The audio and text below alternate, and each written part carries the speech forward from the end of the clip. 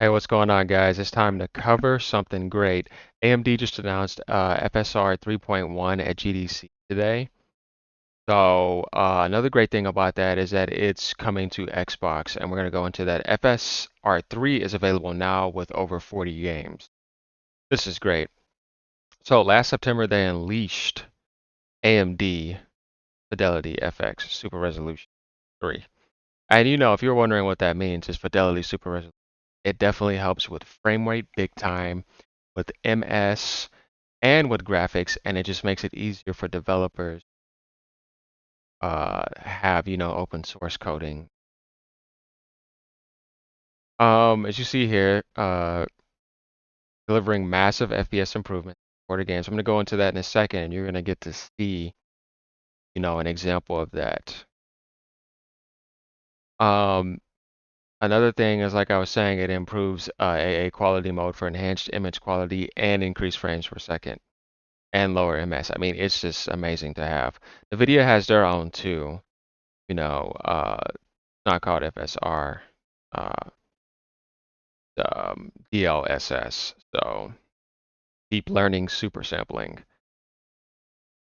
But they're both great in their own way, so both are equally good, depending on what you have. But consoles have AMD, so that's an important thing for consoles or console only gamer. Here's a video right here covering, what the difference is and how it really affects things. You guys can understand what. So let's go into that real quick.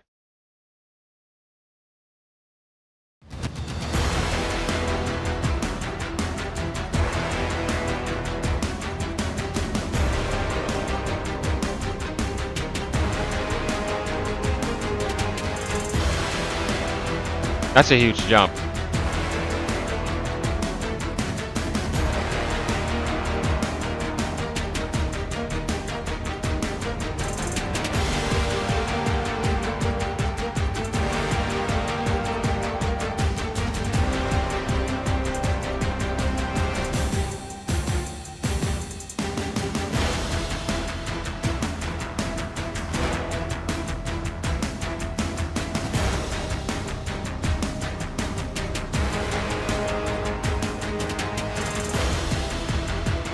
So frame rate, that was fidelity. Now it's time for lower latency. Do you see that? That's a big difference. So frame rate, graphics, and response.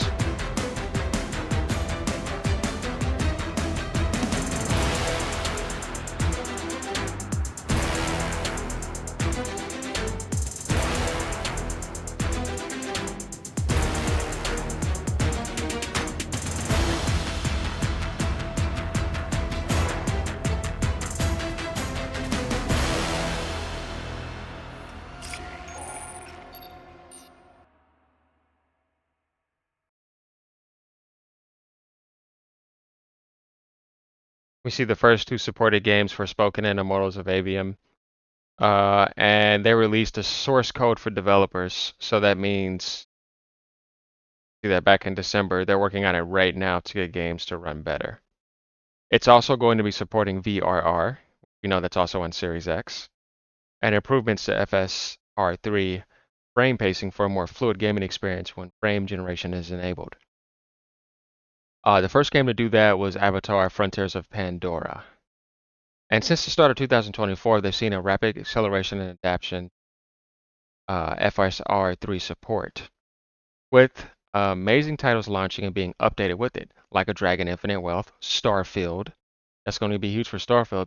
You know this, guys, because it's not just about the state of it right now, but it's about it also getting past that 30 cap and being able to be at a higher FPS, excuse me, better fidelity and lower MS with the mods. And not just about that, but it's about the mods. But does the games get updated? So I myself am very excited for that. I play all definitely with the mods. They last a very long time, and I don't mind waiting. Better. So many games out today, but just seeing that for Starfield is awesome. It's only going to get better. Last of Us Part 1 has it, but that's for PC. Sony has their own custom version they're working on right now with the PS5 Pro, whenever the hell that comes out. I think sometime, maybe early September or sometime in the fall. So we can expect that to be launching on there, and they're going to also probably have it affecting other consoles as well. But let's get into the details of FSR 3.1 with improved upscaling quality. Some things to highlight right here is upscaling image quality improvements, improved temporal stability at rest and in movement, less flickering and shimmering and fizziness around objects and motions. We can see that happen in a lot of games sometimes. They'll give a example of that. Ghosting reduction and better preservation of the decoupling, FSR3 upscaling from frame generation.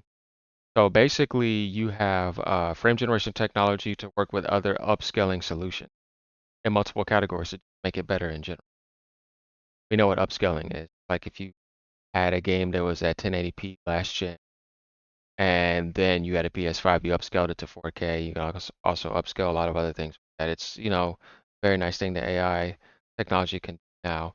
But going down, the next one is the new AMD Fidelity FX API. This basically is for developers. It just makes them able to debug and allow forward compatibility with updated versions of FSR. On Xbox, that's a big thing. And then going down here, we see that Microsoft already has a development kit support for 3, and that's going to be coming out a quarter. So here's what I'm talking about with the improvement of debugging and also fizziness and all that. As you see, if you look at the first image here, you look over there, it's much less. If you look at the first image over here for ghost reduction and look to the right, it's less. All this just added in over time, guys. I mean, fantastic system. And it keeps on getting better as they scale up the number. So you guys now understand what FSR does in frame rate, almost at a free cost, image quality, and MS. Now for the FreeSync, which, like I said, it works for VRR, and it just depends. The game needs to be running at a minimum of 60 frames per second at the best optimal high quality game experience, and to mitigate any latency introduced by the technology. And that's if you're using that, you know what I mean? But it's just a nice thing to have. And it's going to be very good for future consoles and upgrades. So as we see, AMD FSR3 now available in upcoming 40 games. And down this list, stuff right here. Call of Duty, Remnant, Last of Us Part 1 I just talked about. And going down, Cyberpunk. We've definitely got a lot of Cyberpunk players in the world. Crimson Desert, Black Myth Wukong, which is not out yet, so that's going to be nice. Dragon's Dogma 2, that's huge because we know about the controversy on that. Dying Light 2, that's awesome. Ratchet and Clank, that's cool. Nakara, people who play that, Ghost of Tsushima. And this is just right now. They have more games on down here, 2 and 3 supported.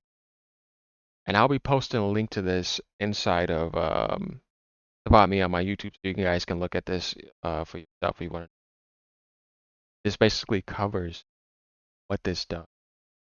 And if you want to learn more about it, you can click down here. But I explained to you guys what it does, so you about just to simplify it, so you don't have to drag it out. It improves frame rate at little cost, visual fidelity, and an MS and RR. And you can expect Nintendo consoles to get stuff like this in the future, but they have NVIDIA, so they'll be doing deep learning super simple, equivalent to that. Guys, I just started this channel about 5 months ago. I appreciate the sub if it helps. I'll be bringing you more epic stuff. I don't only just do stuff like this. I do sales, update coverage, high quality game on YouTube. Hopefully this helps you guys. Have a good head around the world, guys.